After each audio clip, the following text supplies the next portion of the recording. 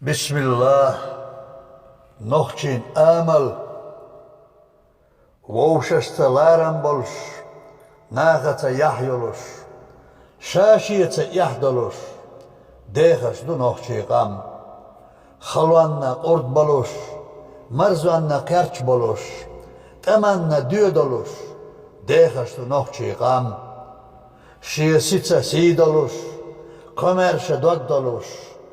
qinhiyetam şiye boluş, dehasdu nohçi qam, çoh arah tsend oluş, düözeliyah oluş, lulah şey marzu yoluş, dehasdu nohçi qam, marşuanna sad oluş, gıllakan lam boluş, mayrali hud oluş, dehasdu nohçi qam, hünarna suy boluş, naqvastan belş yoluş, doğha